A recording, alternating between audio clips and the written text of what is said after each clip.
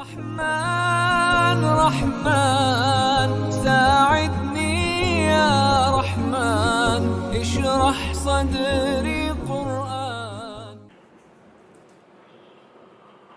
اعوذ باللہ من الشیطان الرجیم. بسم اللہ الرحمن الرحیم. والذین اذا فعلوا فاحشة او ظلموا انفسهم ذکروا اللہ فاستغفروا لذنوبهم ومن یغفر الذنوب الا اللہ ولم يصروا على ما فعلوا وهم يعلمون اولئک جزاؤهم مغفرة من ربهم وجنات تجری من تحتها الانہار خالدین فیها ونعم اجر العاملین. قد خلت من قبلكم سنن فسیروا فی الارض فانظروا كيف كان عاقبة المكذبين. هذا بيان للناس وهدى وموعظة للمتقين. صدق الله العظيم. سورہ آل عمران کی آیت نمبر 135 سے آیت نمبر 138 تک تلاوت کی ہے.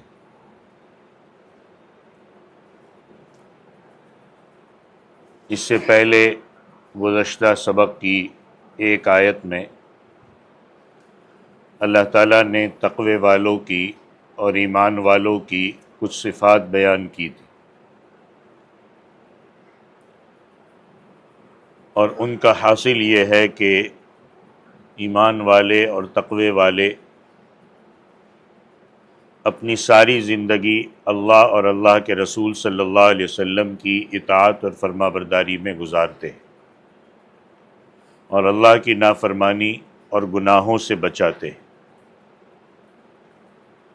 اب جو تقوی والے ہیں ان کی یہ صفات سن کر اکثر لوگوں کے دلوں میں یہ بات پیدا ہوتی ہے کہ بے شک انسان نے اللہ تبارک و تعالیٰ کی اطاعت اور فرما برداری کا ارادہ کر لیا،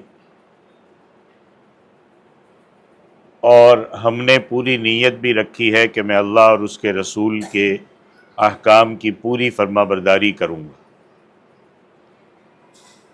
لیکن اس کے باوجود انسان ہونے کی وجہ سے یا انسانی تقاضوں کی وجہ سے کئی مرتبہ جان بوجھ کر یا انجانے میں غلطیاں بھی ہو جاتی ہیں.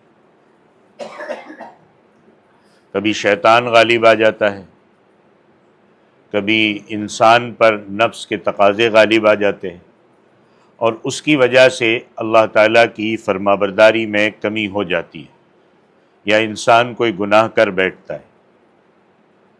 تو کیا ایسا شخص ایسے اونچے ارادے رکھنے کے باوجود مایوس ہو جائے کہ اب وہ تقوی والوں کی اور ایمان والوں کی فہرست میں کبھی شامل نہیں ہو سکتا؟ اللہ تبارک و تعالیٰ نے ان آیات میں اس سوال کا جواب دیتے ہوئے یہ ارشاد فرمایا کہ والذین اذا فعلوا فاحشة او ظلموا انفسهم ذکروا اللہ فاستغفروا لذنوبهم، کہ یہ وہ لوگ ہیں کہ تقوی والے وہ لوگ ہیں کہ اگر کبھی کوئی بے حیائی کا کام کر بھی بیٹھتے یا کسی اور طرح اپنی جان پر ظلم کر گزرتے ہیں تو فوراً اللہ کو یاد کر لیتے ہیں اور اس کے نتیجے میں اپنے گناہوں کی معافی مانگتے ہیں. جب گناہ ہو جاتا ہے، گناہ ہو جانے کے بعد فوراً اللہ کو یاد کرتے ہیں، توبہ استغفار کرتے ہیں، تو ان کے گناہ معاف کر دیے جاتے ہیں اور انہیں بھی تقوی والے لوگوں کی فہرست میں شامل کر دیا جاتا ہے.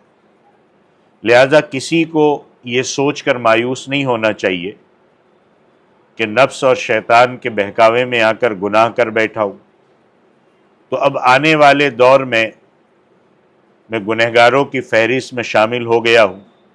نہیں، اس کے بجائے اللہ تعالیٰ واپسی کا راستہ بھی بتا دیتا ہے، اور وہ واپسی کا راستہ موت تک کھلا ہوا ہے، اور وہ راستہ یہ ہے کہ اپنے کیے پر شرمندگی کا اظہار کرے اور وہ کیسے کہ اللہ کی طرف متوجہ ہو، اللہ سے معافی مانگے اور گناہوں سے توبہ کرے. یہاں اللہ تعالیٰ نے گناہ کے لیے دو لفظ استعمال کیے. ایک لفظ استعمال کیا ہے فاحشہ، اور دوسرا استعمال کیا ہے اپنی جان پر ظلم کرنا. فاحشہ کا مطلب ہے بے حیائی، یعنی ہر ایسی بات یا ہر ایسا کام جس کی برائی کھلی ہوئی اور واضح ہو اور ہر شخص اسے حیا کے خلاف سمجھے، جو اللہ تعالیٰ نے انسان کی فطرت میں رکھی ہوئی ہے.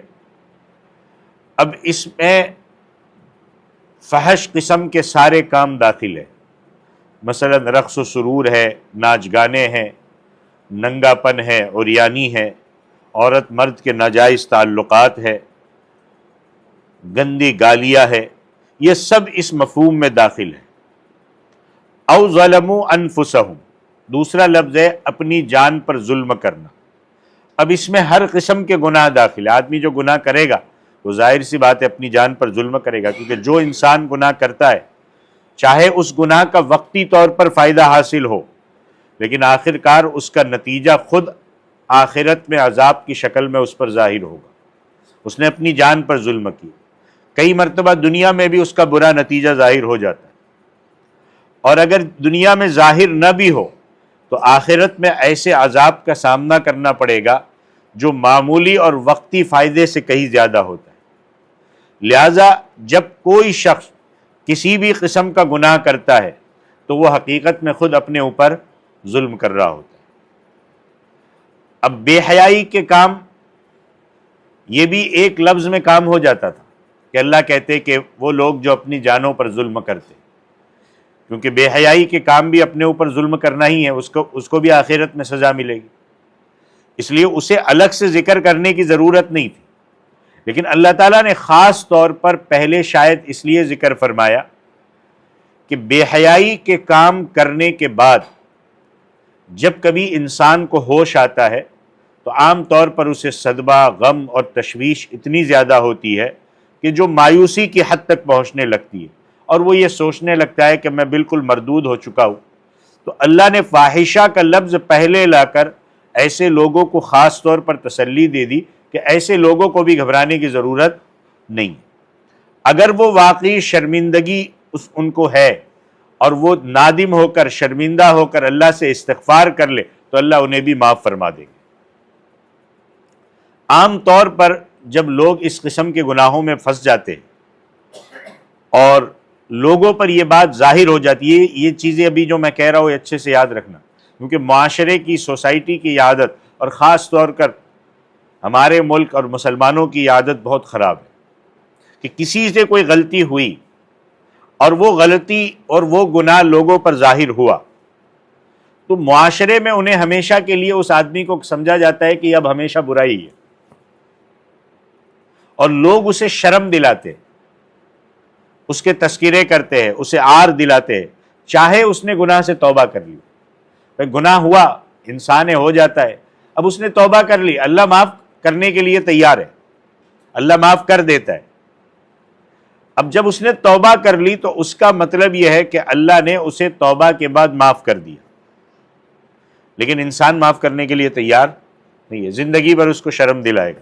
یہ انتہائی غلط طرز عمل ہے جس کے بارے میں رسول اکرم صلی اللہ علیہ وسلم کا ایک ارشاد مروی ہے کہ من عیر اخاہ بذنب لم یمت حتی یعمل، کہ جو شخص اپنے بھائی کو کسی گناہ پر شرم دلائے. بھائی گناہ کیا اس کا اور رب کا معاملہ ہے، انسان کون ہوتا ہے اس کو شرم دلانے والا؟ کہ جو کو شخص اپنے بھائی کو کسی گناہ کی وجہ سے شرم دلائے تو وہ اس وقت تک نہیں مرے گا جب تک وہ خود جس گناہ پر اس کو شرم دلائی ہے وہ خود وہ گناہ نہ کرے. قال احمد قالوا من ذنب قد تاب منه، امام احمد فرماتے کہ اس سے مراد وہ گناہ ہے جس سے وہ توبہ کر چکا.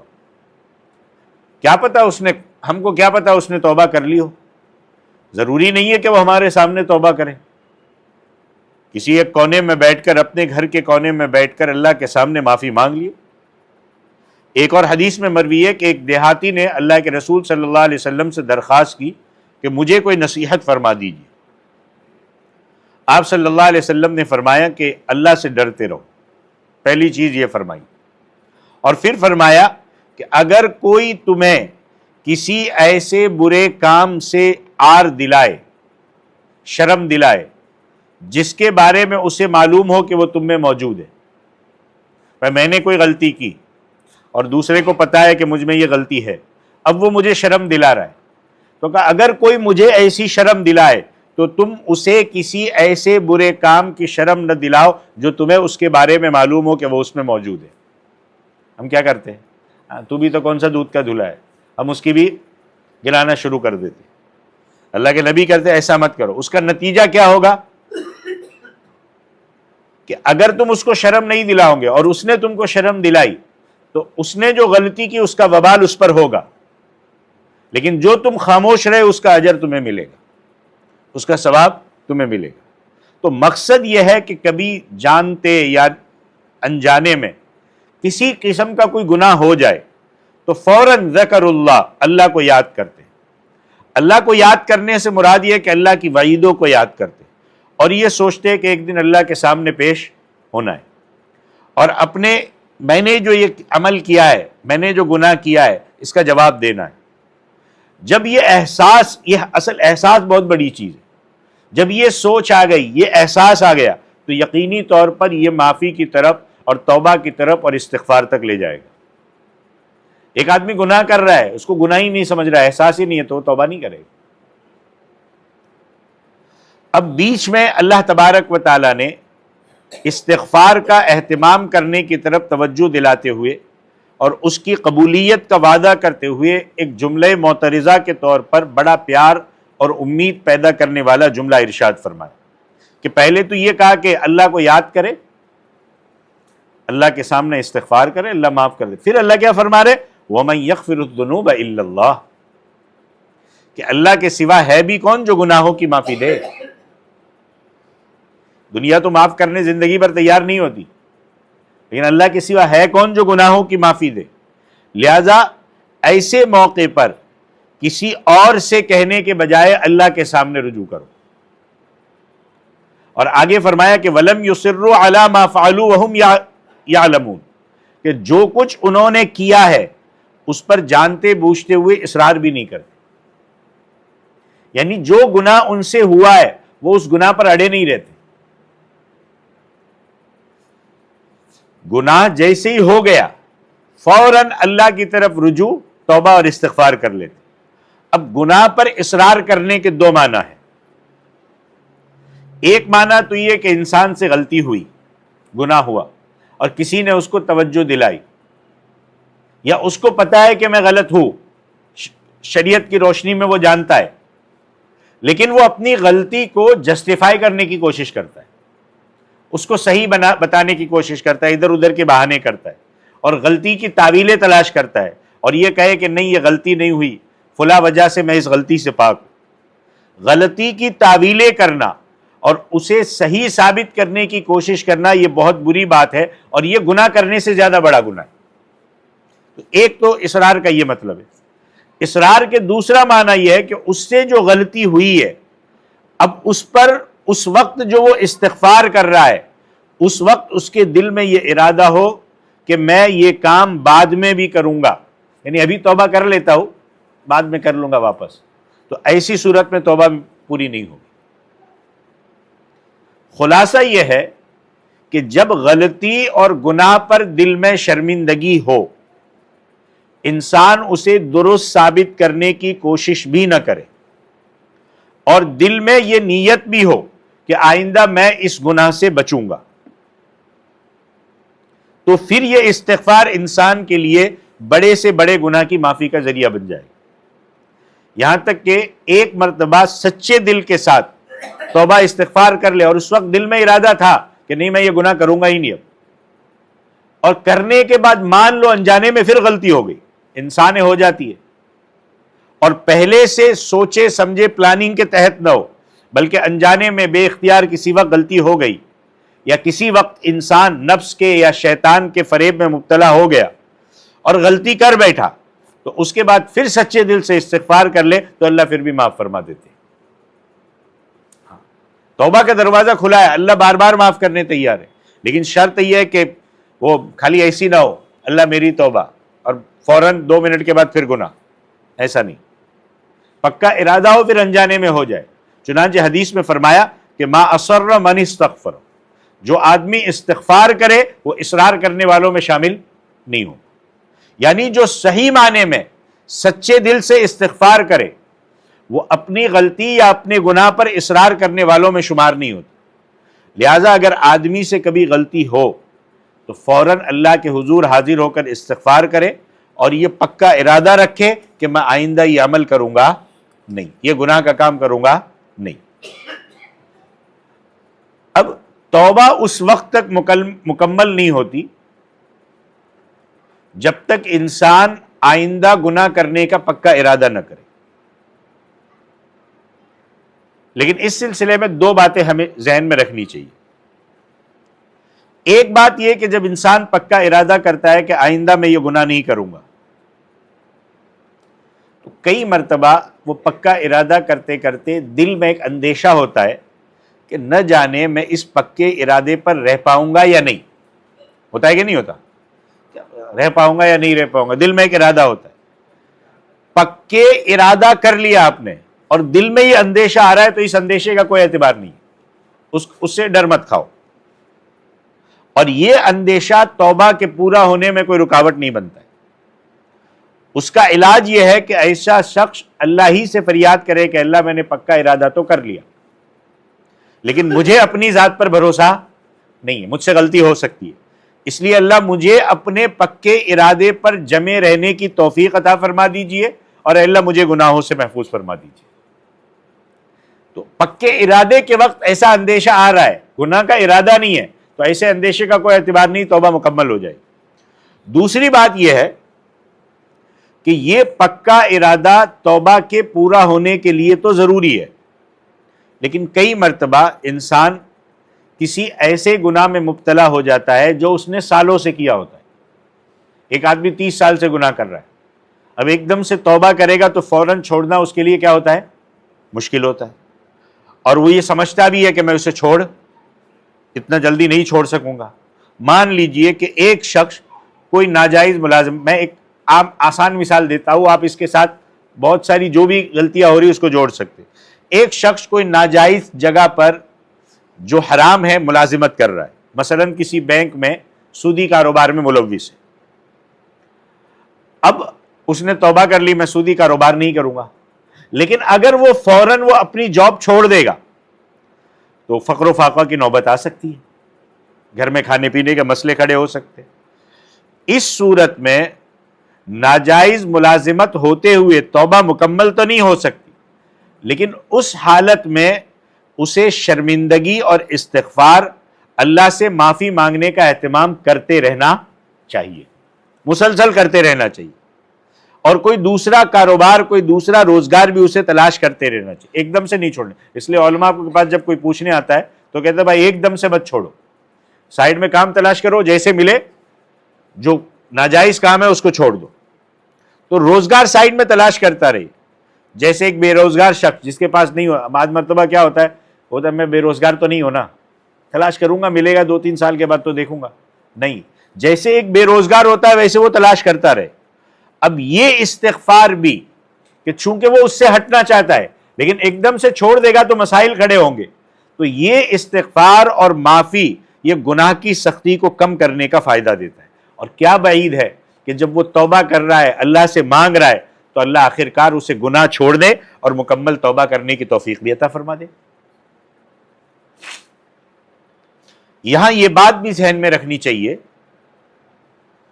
کہ بہت سے گناہ ایسے ہوتے ہیں کہ جن کے گناہ ہونے کا انسان کو احساس بھی نہیں ہوتا، ٹھیک ہے؟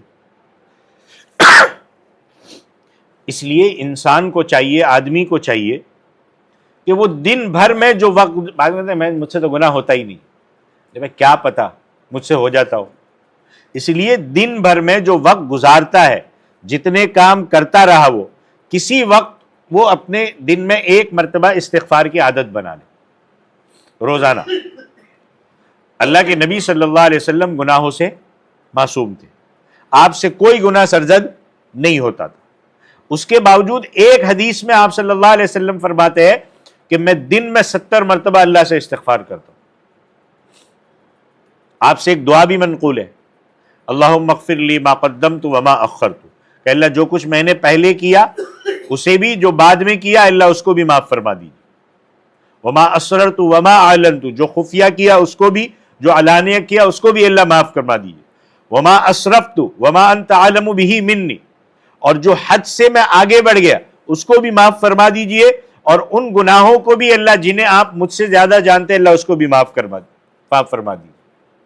لہذا آدمی کو چاہیے کہ وہ اللہ سے معافی مانگنے کا عمل ہر حال میں جاری رکھے، چاہے اسے اپنا گناہ نظر نہ آ رہا ہو، لیکن پھر بھی استغفار کرتا رہے. اور بہتر، سب سے بہتر یہ ہے کہ رات کو سونے سے پہلے آدمی اپنے دن بھر کی مصروفیات کو دھیان میں رکھے، اس کا حساب کرے، اور پھر اللہ کے حضور معافی مانگے کہ یا اللہ اگر ان مصروفیات میں مجھ سے کوئی غلطی ہو گئی تو اللہ میں آپ سے معافی کا طلبگار ہوں. ہمیں نظر نہیں آتا، ہم سمجھتے ہم بہت صحیح ہے، لیکن چلتے پھرتے ہم نے کسی کو 2 باتیں کہہ دی، اس کا دل دکھ گیا ہو، کسی پر زیادتی کر دی ہو، کسی کو گالی دے دی ہو، یا کوئی ہماری نگاہ غلط چلی گئی ہو، ہمارے کان نے غلط سن لیا ہو، ہماری زبان غلط چلی گئی ہو، تو اللہ میں آپ سے معافی کا طلبگار ہوں.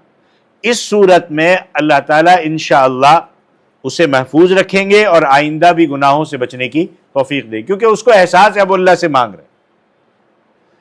اب یہاں پر اللہ تبارک و تعالیٰ نے استغفار کا ذکر متقی لوگوں کے سیاق میں فرمایا ہے.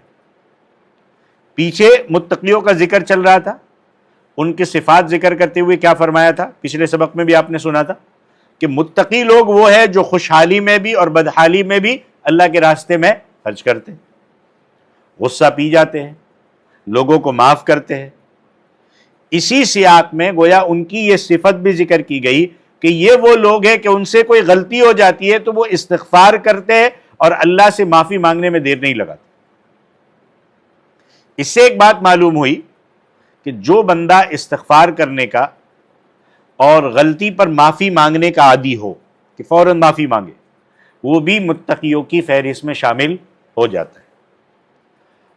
اور اگرچہ اس سے غلطی ہوئی لیکن چونکہ اس نے اس کا علاج معافی مانگ کے کر لیا، استغفار کر کے اس کی تلافی کر لی، تو اب وہ بھی متقیوں کی فہرست میں شامل ہو گیا. ایک حدیث میں اللہ کے نبی نے کیا فرمایا؟ سنن ابن ماجہ کی حدیث ہے کہ التائب من الذنب کمن لا ذنب لہ، کہ گناہ سے توبہ کرنے والا ایسا ہے جو گویا اس نے گناہ کیا ہی نہیں، اللہ معاف دے. اب یہ صفات والے جو گزشتہ آپ نے سنے، آج آپ نے سنا، متقی لوگوں اور توبہ کرنے والوں کو ان کے ان اعمال کے بدلے میں جو اجر و ثواب ملنے والا ہے، آگے اللہ تعالیٰ اس کا ذکر فرما رہے. اللہ کیا فرما رہے؟ اولئک جزاؤہم مغفرۃ من ربہم، کہ یہ وہ لوگ ہیں کہ جن کا بدلہ ان کے پروردگار کی طرف سے مغفرت کی صورت میں انہیں ملنے والا ہے. مغفرت مل جائے اس سے بہتر اور کوئی چاہیے؟ مغفرت کی صورت میں ملنے والا ہے. وجنات، اور ان کا بدلہ جنت ہے اور وہ باغات ہے، تجری من تحتها الانہار، جن کے نیچے سے نہریں بہتی ہو. اب اللہ تعالیٰ نے ان کے اجر و ثواب کا جو تذکرہ کیا، غور کریے گا، ان میں سب سے پہلے مغفرت کا ذکر فرمایا اور پھر جنت کا ذکر فرمایا، کہ پہلے اللہ کی طرف سے مغفرت ملے گی پھر جنت ملے گی. معلوم ہوا کہ سب سے پہلی چیز جو انسان کو اللہ کی طرف سے انعام کے طور پر عطا ہوگی وہ مغفرت ہے، کیونکہ اگر مغفرت نہیں ہے تو انسان جنت کا مستحق نہیں ہو سکتا. مغفرت کے ساتھ جنت جڑی ہوئی ہے. اللہ پہلے مغفرت فرمائیں گے، پھر وہ جنت عطا فرمائیں گے جن کے نیچے نہریں بہتی ہوگی، اور وہ جنت کیسی ہوگی؟ خالدین فیہا، اس میں وہ ہمیشہ رہیں گے. پیچھے آیت میں کیا آیا تھا؟ وَسَارِعُوا إِلَى مَغْفِرَةٍ مِّن رَبِّكُمْ وَجَنَّةٍ، کہ اپنے رب کی طرف سے مغفرت اور وہ جنت حاصل کرنے کے لیے ایک دوسرے سے بڑھ کر تیزی دکھاؤ. وہاں بھی اللہ نے پہلے مغفرت کا تذکرہ کیا پھر جنت کا ذکر کیا، کہ مغفرت کے بغیر جنت حاصل ہونا ممکن نہیں ہے.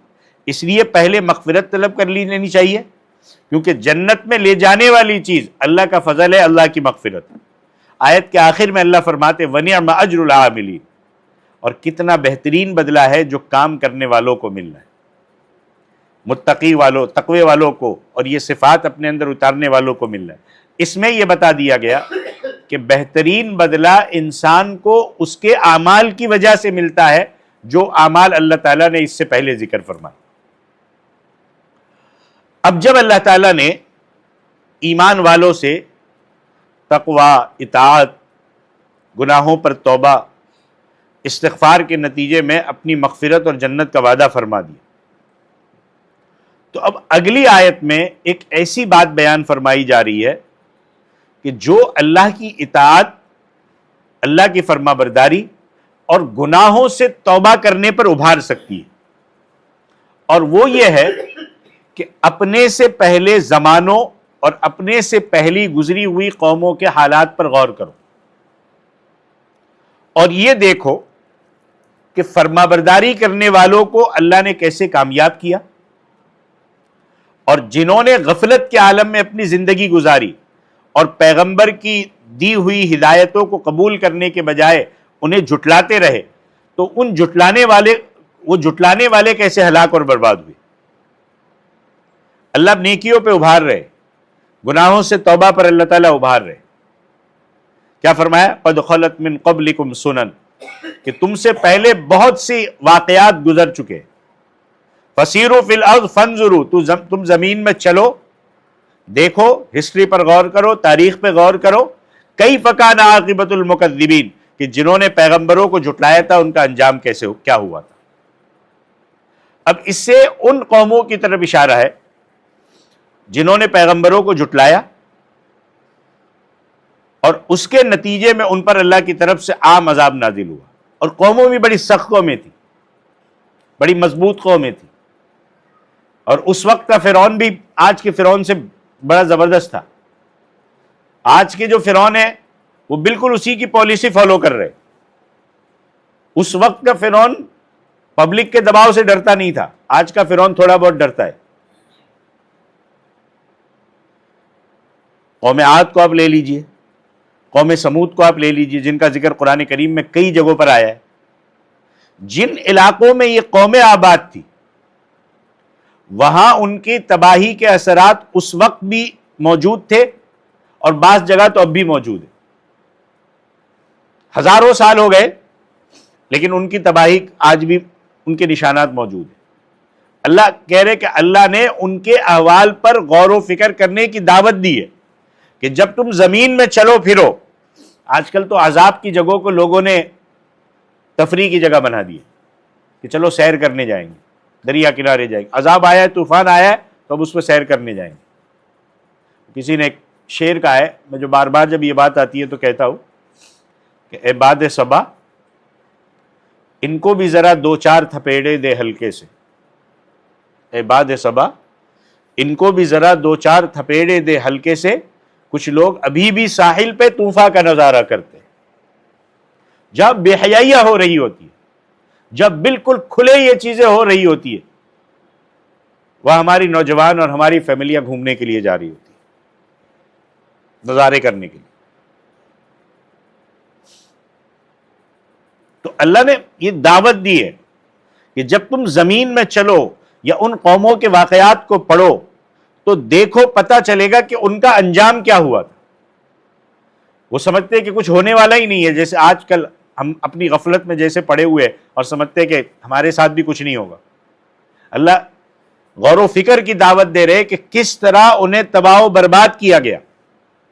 اس لیے اللہ کہہ رہے اس بات سے ڈرو کہ اللہ کا عذاب تمہارے اوپر نازل ہو، اور اللہ کے احکامات کی پیروی کرو جن کا پیچھے ذکر کیا گیا۔ اب سب کچھ اللہ ذکر فرمانے کے بعد آگے اللہ آخر میں فرما رہے ھذا بیان للناس، کہ یہ تمام لوگوں کے لیے واضح اعلان ہے، وہدا اور ہدایت ہے، وموعظہ اور نصیحت ہے، کس کے لیے؟ للمتقین، متقیوں کے لیے۔ یعنی قرآن کریم کا یہ جو مضمون بتایا گیا یہ پوری انسانیت کے لیے حق ہے، سچ ہے، اور یہ ایک واضح اعلان ہے۔ لیکن قرآن کہہ رہا ہے کہ ان باتوں سے، ان مضامین سے ہدایت اور نصیحت خاص طور پر وہی لوگ حاصل کرتے ہیں جو متقی ہے، جو اللہ سے ڈرنے والے ہیں، जो पिछली सिफात बयान की गई वो अपने अंदर उतारने वाले। ये बहुत अच्छे अंदाज में कुरान ने हमको समझाया है। ये सूरह आले इमरान की आयत नंबर 135 से 138 तक थी। अल्लाह ताला इन अहकाम पर हम सबको अमल करने की तौफीक अता फरमाए। आमीन व आखिरु दावाना अनिल हम्दुलिल्लाहि रब्बिल आलमीन। أيا من يدعي الفهم إلى كم يا أخ الوهم تعبي الذنب والذم وتخطي الخطأ الجم. أما بان لك العيب أما أنذرك الشيب وما في نصحه ريب ولا سمعك قد صم. أما نادى بك الموت أما أسمعك الصوت أما تخشى من الفوت فتحتاط وتهتم.